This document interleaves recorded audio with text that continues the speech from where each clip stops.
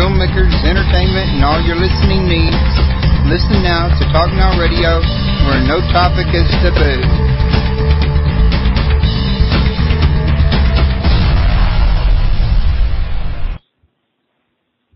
Hello, everyone. Welcome to Talk Now Radio. This is your host, Royce the Redneck Radio Man. Joining me today is going to be Tommy Hawksblood, and we're going to be talking about false teaching and sound doctrine.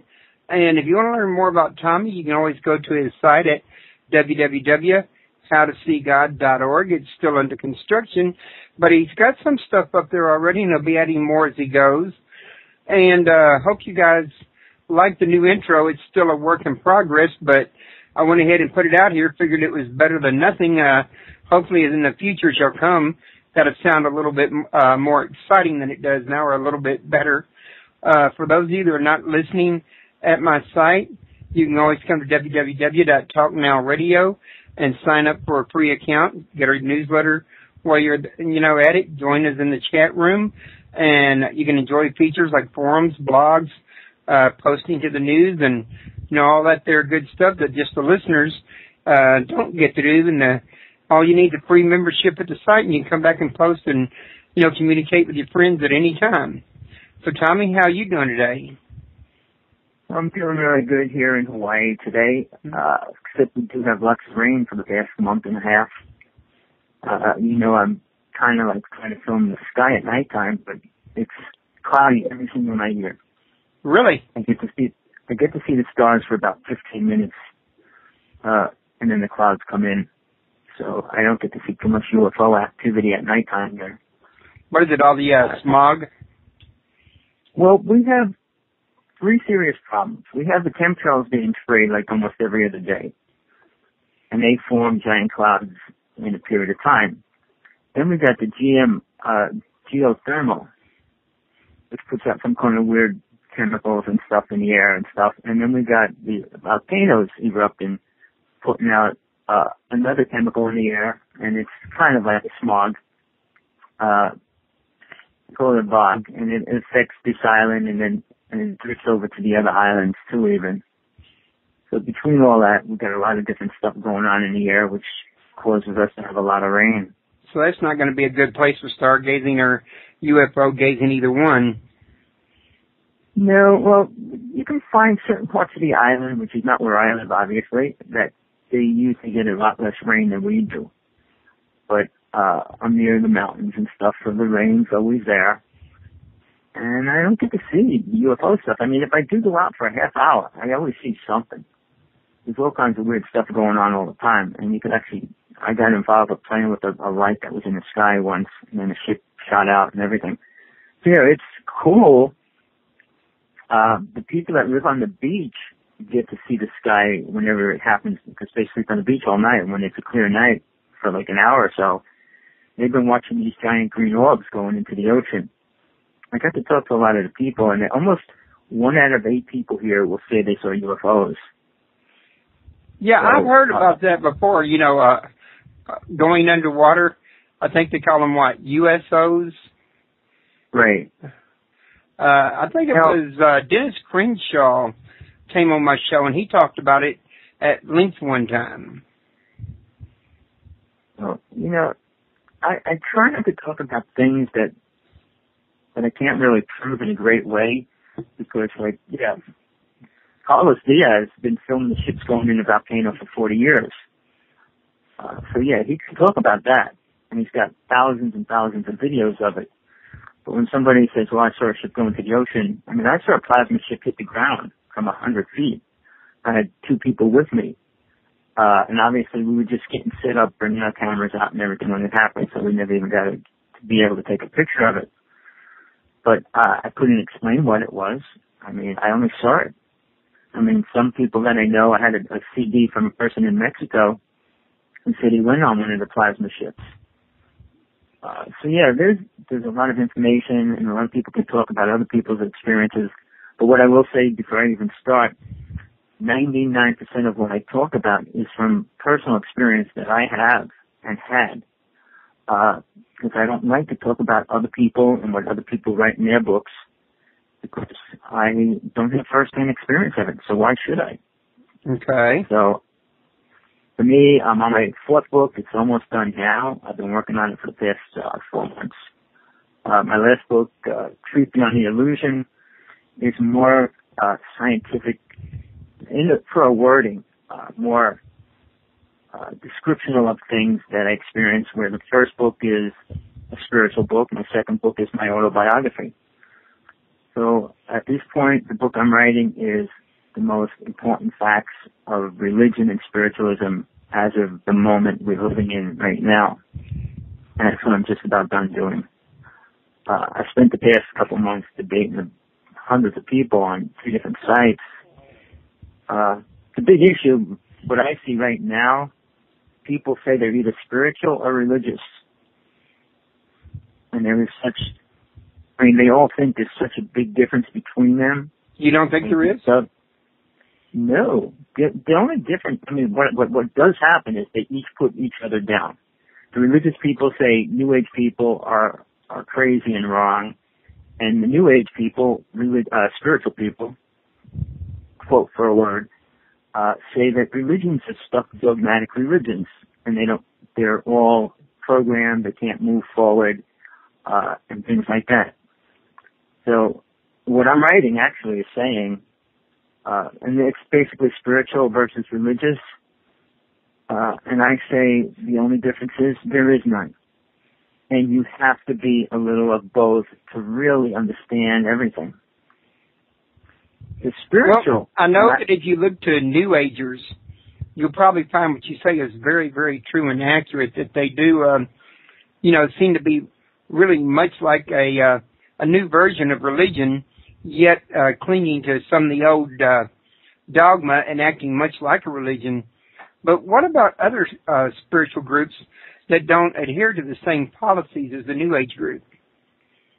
Well, to me, basically, New Age spiritualism is only rather new. I would say within the past 40, 50 years, it became a prevalent word as far as a way to live, a way to be. And over the past 25 years, it become more of like, why have indigo children, star children, and you get more into those aspects of it. But the first thing that I would like to start with is, what is spiritual? What is 90% of the people that you ask, what would their definition of spiritual be? Well, you get different ideas on that one, don't you? I get so many ideas. But here's the thing. Spiritual people will say they're free from religion, meaning they don't have no rules and they don't have no laws to live by.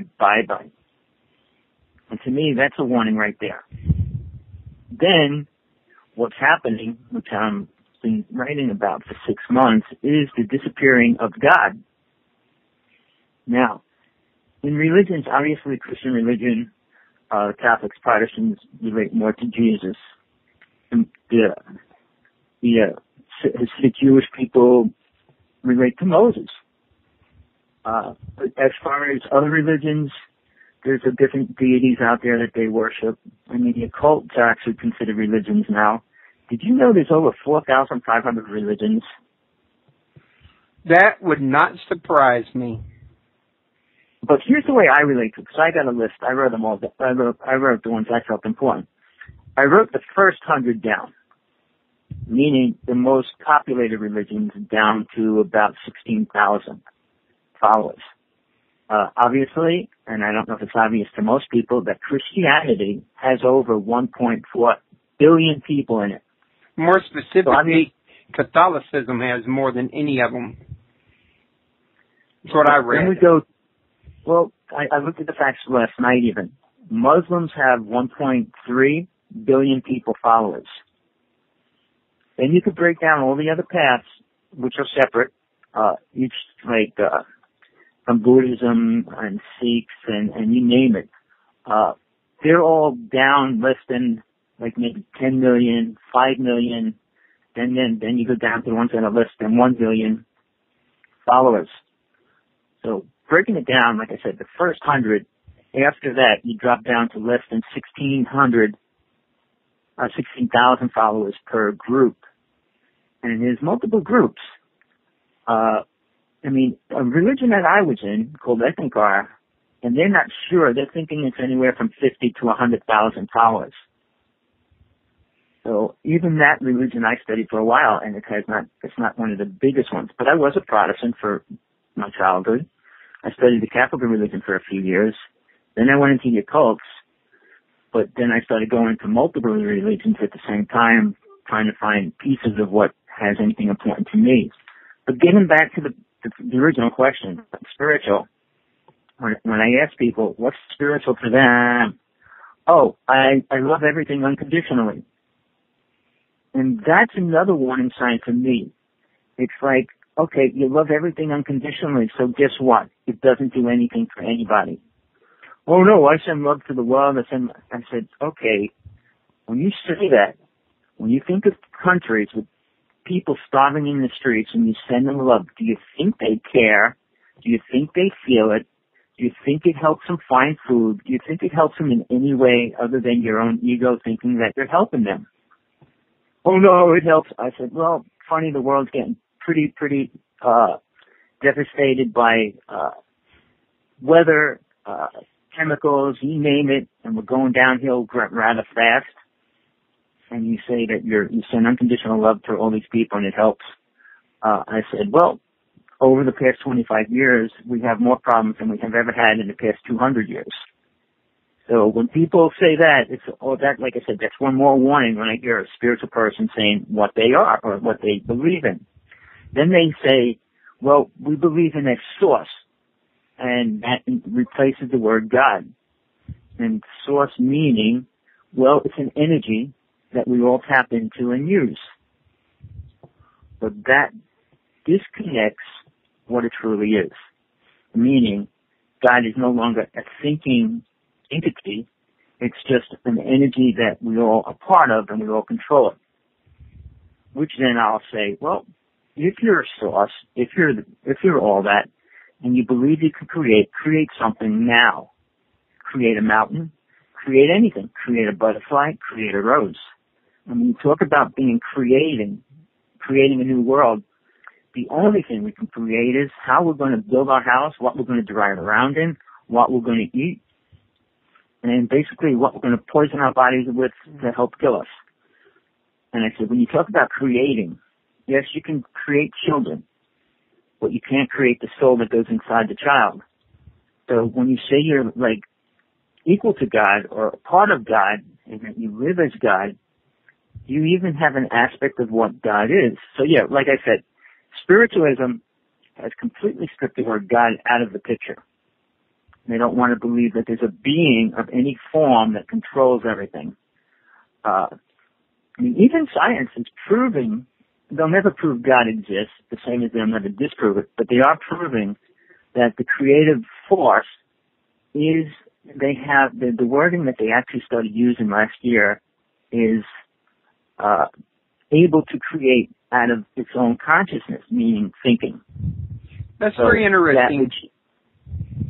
Like I said, listening to you is very interesting. I'm sorry, Tommy, but I'm hearing you. You're talking about the fact that, in essence, if you can call it a universal force or a energy entity or a universal consciousness, what you do is you demean the authority of God to where He's no longer a conscious, creator that also manages. He's just a supplier of the life force and nothing more. In the doctrine that you're now doing, is that what you're kind of more or less getting at? Well, that's a simple way. That's exactly what I'm saying. And somebody actually said in one of the sites, are we downgrading God? And when you just take the name out of the picture and replace it with source has like an energy field, and that's all it is, that we all are. And I said, if we are all God, and just for me, I don't expect everybody to totally agree with anything I say, but when I say I'm one with source, does that mean like I could put it on spaghetti? And I always downplay it that way. And I say, well, to me, being one with God is a wishful thinking. We can perceive God, we can learn what God is, we can actually try to live in an idea of what it is, but if we don't know God itself, it's hard to be anything. To say God, and here's 90% of the people on the planet, no matter what religion or path they follow, God is love. And that's like saying God is something that they do not know. Mankind has not learned to understand love in the physical reality yet, in any great way. Of course, you can just tell. In the past 10 years, marriages have been decreasing and more relationships have been separating than ever in history. So the concept of love, okay, to most people is very lame because it doesn't mean commitment. It doesn't mean a lot of things anymore. It means I love to have sex probably as more than any part of the wording. Then I love somebody cooking for me or taking care of me. And you keep breaking it down and what love means. And my definition of love is understanding your true connection to God itself. And you try to replace that with everything you can, from fun, excitement, drinking, partying, sex, you name it, to replace that. But when you can experience that connection to a higher being, even if it was a deity or something even lesser than God itself, it's still an incredible thing. But it's not like a relationship where it just goes bad in a week, a month, or 10 years, whatever. If you understand God's love directly for each individual soul, when it works together as that, it becomes incredible. And nothing close on this planet can come to it. You can marry, like I said, 10 women, and it won't be equal to what that is once you experience it. So we each have to work on that idea if we want to grow, and I would use the word spiritually. Again, spiritual people do not believe in laws. They say there is no right and wrong, which is another cop-out. And even if that's true, saying there is no right and wrong, that means you can do anything you want without any guidance or protection for the rest of the world because you feel whatever you do is right because that's what you want to do. So without the Ten Commandments, and I'm only using that just for a reference of laws that were created, and that was just a way to live life. When people say, well, Ten Commandments are outdated, and freedom, we all want freedom, and I said, freedom to do what?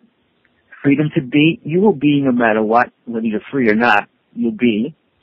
How you act is still up to you, but how the world allows you to act is up to the government. So when people use the word freedom, I said, well, you can only be free when you leave your physical body, in soul, in spirit form. So that's true freedom. But when you say I'm free in the physical body, no, you have to go to the bathroom. You have to breathe air. You have to do all these things that are confined to the physical realm. Then you have to live in a house and pay rent and taxes and get a driver's license under the laws of the government that you live in. Yeah, you're never really truly free. True freedom, I think, is an illusion. Even the Bible, if you read it correctly, teaches that we're slaves to serve good or slaves to serve evil. But anything you lend your thoughts to or your body to or your approval to, you're really enslaving yourself to, in other words. And if you don't mind the interruption, I got a, question in the chat room. Says may be out of context, but he wants to know how many ascensions and how many immaculate conceptions, and he wasn't any clearer than that. Well, okay, I've been involved with that word for a while. A friend of mine actually patented that word years and years ago for her site. The wording is different. Again, spiritual people look at ascension as like everybody's going to ascension now. I look at it a different way. I mean, not just because it was worded in the Bible one way, but I look at spiritual people that truly gone through ascension. And ascension to me, and this is my definition, you could probably find multiple ones in the dictionary online, is ascending into heaven or into a spiritual world or a higher dimension or a different realm. Jesus was one of the few people that had accomplished that. But once you accomplish that, you let him go of the physical body. So when he came back, it was in spirit form. So as the idea of ascension, it's real. Do many people do it? Did many people do it in history? Buddha wasn't a person that went through ascension. He did not. You can name a lot of the spiritual people that lived in history. Did they go through ascension? I would say no. Saying that they're higher level people, anybody could say that. Proving it is a different story. The same as if somebody says they're psychic. Prove it. When you claim something, especially that you are God, or you are this or that, then there is a matter of proving it to the world. If you don't want to prove it to the world, you don't tell the world that. If you assume that you went through ascension and you're living in a physical body, that's your belief. But when you try to tell the world that, then you're going to have to prove it to the world that you have gone through it.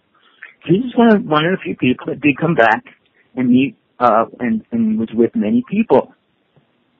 But even that is what Jesus was teaching before he died, because people would have never been able to see Jesus after he was left his physical body. And one of his greatest followers, Peter, would have never met with Jesus again if he didn't study with Mary Magdalene. She had to teach him how to go about getting in touch with that ascended spirit and being able to communicate with it. So yeah, there's a lot in the Bible that they do not get into because they didn't understand it. And at that time, very few people had complicated words. So they probably didn't even have any aspect of what ascension really was, except that coming back from the dead was what they would call what Jesus did. So if they were asking about ascension, there's very little proof that anybody else or many people that have actually gone through it. While if you talk to New Age people, or a lot of the big name speakers out there saying we're all going through it, we're all becoming much higher spiritual beings, and I said, if that was true in any level or any aspect, we would see the world changing in a good way. And I have not. And people say, well, you look at the bad side. I just wrote a whole thing yet last night on all the things that are happening on the planet. And I said to a person, show me all the good things that are happening. I can describe every aspect of life and tell you what's happening that's not good. Show me the really good things that are happening, that we're all super spiritual now, that we're moving into this new age of spiritual freedom and everything else. Again, if you want spiritual freedom, you need to learn to let go of the physical body. Astral projection is the first starting point, and then soul travel or spirit travel is the next level of that. But I'll leave that on that for the ascension word. So what's the difference between astral travel and soul travel? Okay, astral projection and astral travel means you're traveling to your astral body. It's outside the physical body, and it goes to the astral plane. That's where also most 99% of souls go when they die.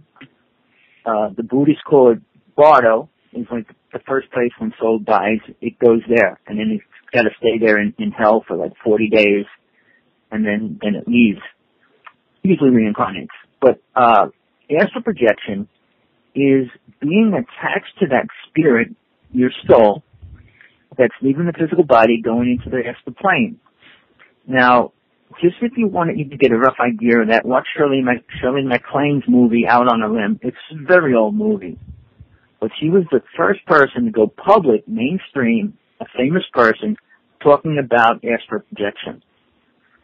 When you leave the body, there's a silver cord. It's not like a rope and it's like hanging you and stuff.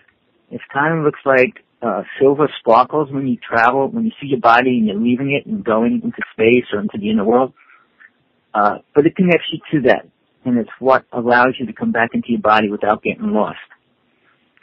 Imagine if it wasn't there, and the person just left their body to go into the spirit, in the world. I won't say spiritual worlds. Astral plane is not a spiritual They can float off into infinity and never make it back. Exactly. They'll meet with creatures, deities, beings, all kinds of weird stuff. How are they going to find their way back?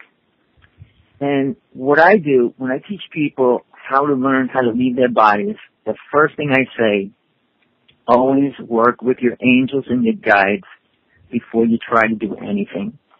Because you have to be shown. It's like if you went to another country, somebody just dropped you in the country. Would you know how to get anywhere? You'd have to start asking people and trying to get maps and no, when you go, there's not maps when you go to the astral plane. So yeah, you're going to have to learn basically where and how to get about, what to do, and those kind of things. But it's so much easier, and it's probably the only right way to do it, is meet with a being that everybody has angels around them and guides, whatever words people like, and they're willing to work with you. And that's why they stay in this realm. They want to help souls get out of this realm to a higher level. So when you meet with your angel, don't say to the angel, I want to go see this or I want to do that, because they already know what you're ready to experience and how far you're willing to go and travel. And they'll start showing you the things you need to know. Because when you get into the astral plane, you don't know what you need to know there. Now, the difference between soul travel is you let go of that silver cord and you go beyond the astral plane. Again, you already have to have the knowledge of how to travel and get out of the body and all those things first. But then when you go into the next realms or dimensions, I say realms, people like planes of existence or spiritual worlds, you have to go past what I call the little gods. Not God itself. People like the word deities. But each realm has something that controls that level the same as God controls all the levels in all realms. But it appoints, like a teacher in the school, these beings that control those levels to keep the wrong souls from going to different levels. As soul progresses, it gets more freedom. So when people say, I'm totally free, even soul's not totally free until it learns what God wants to learn, before it allows it to free to create whatever it wants. Because if any soul was free and godlike, they could create giant creatures, just like all the movies coming out now in the next couple weeks that would just eat the planet or all those kind of things, just because they want to. We have to realize each realm has certain laws, and they have to be learned. Like the physical laws, well, we don't have it, because this is, I call, the lowest level you can be in. And I just use the word hell because most people would hate that word. But we're living on a place where you can experience pain, suffering, see it, have things hurt you, and see people around you get hurt, and all those kind of things. On the astral plane, you don't see that. You can give people pain and things, but you can't kill them and things like that either. And then when you go into the next realm, which is the soul plane, not the soul plane, but when you're traveling as soul and you go past the astral plane, the third world, mind world, you are beyond that already. You're still dealing with aspects of the mind, which kind of make you want to see and experience things. But the things you see there are different. So when people say they have an out-of-body experience, I say, what did you see? And I was just like, I saw this city and I was walking around. When you go to the third world, you're already seeing crystal cities and crystal temples and things like that, which are beyond anything imaginable in the physical realm. So, again, there's no negative energy there. People are much more brighter lights when they walk around. When you look at a person, you're not looking at a solid physical body. You're looking at this being within this light that radiates around them.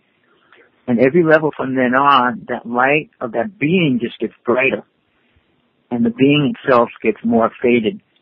So by the time you reach the fifth plane, fifth world, fifth dimension, not dimension, sorry, I don't want to use that word, you're already looking at light beings that are pure light.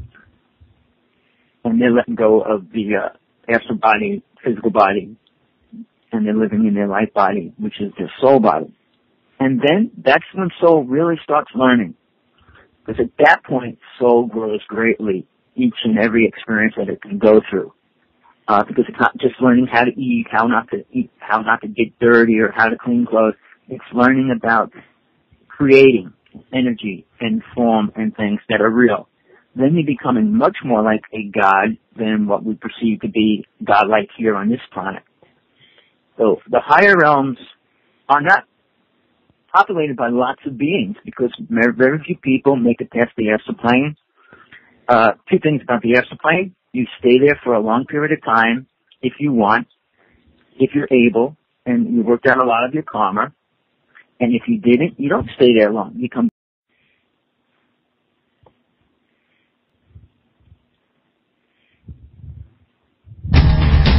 for authors, filmmakers, entertainment, and all your listening needs.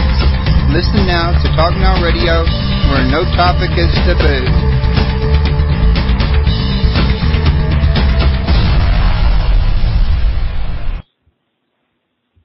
Hello, everyone. Welcome to Talk Now Radio. This is your host, Royce Redneck Radio Man. Joining me today is going to be Tommy Hawksblood, and we're going to be talking about false teaching and sound doctrine. And if you want to learn more about Tommy, you can always go to his site at www.howtoseegod.org. It's still under construction, but he's got some stuff up there already, and he'll be adding. It's cool. The people that live on the beach get to see the sky whenever it happens, because they sleep on the beach all night. When it's a clear night for like an hour or so, they've been watching these giant green orbs going into the ocean. I got to talk to a lot of the people, and almost 1 out of 8 people here will say they saw UFOs. Yeah, so, I've heard about that before, going underwater. I think they call them, what, USOs? Right. I think it was Dennis Crenshaw came on my show, and he talked about it at length one time. Well, I try not to talk about things that I can't really prove in a great way, because, Carlos Diaz, and it's kind of like a smog, called a bog, and it affects this island, and it drifts over to the other islands too, even. So between all that, we've got a lot of different stuff going on in the air, which causes us to have a lot of rain. So that's not going to be a good place for stargazing or UFO gazing, either one. No, well, you can find certain parts of the island, which is not where I live, obviously, that they usually get a lot less rain than we do. But I'm near the mountains and stuff, so the rain's always there. And I don't get to see UFO stuff. I mean, if I do go out for a half hour, I always see something. There's all kinds of weird stuff going on all the time. And you could actually, I got involved with playing with a light that was in the sky once, and then the ship shot out and everything. Here in Hawaii today, except we do have lots of rain for the past month and a half. I'm kind of like trying to film the sky at nighttime, but it's cloudy every single night here. Really? I get to see the stars for about 15 minutes, and then the clouds come in. So I don't get to see too much UFO activity at nighttime here. What is it, all the smog? Well, we have 3 serious problems. We have the chemtrails being sprayed like almost every other day, and they form giant clouds in a period of time. Then we got the geothermal, which puts out some kind of weird chemicals and stuff in the air and stuff. And then we got the volcanoes erupting, putting out another chemical in the air. More as he goes. And hope you guys like the new intro. It's still a work in progress, but I went ahead and put it out here, figured it was better than nothing. Hopefully in the future shall come, that'll sound a little bit more exciting than it does now, or a little bit better. For those of you that are not listening at my site, you can always come to www.talknowradio and sign up for a free account. Get our newsletter while you're, at it. Join us in the chat room, and you can enjoy features like forums, blogs, posting to the news, and all that there good stuff that just the listeners don't get to do. And all you need is a free membership at the site, and you can come back and post and communicate with your friends at any time. So, Tommy, how are you doing today? I'm feeling really good here.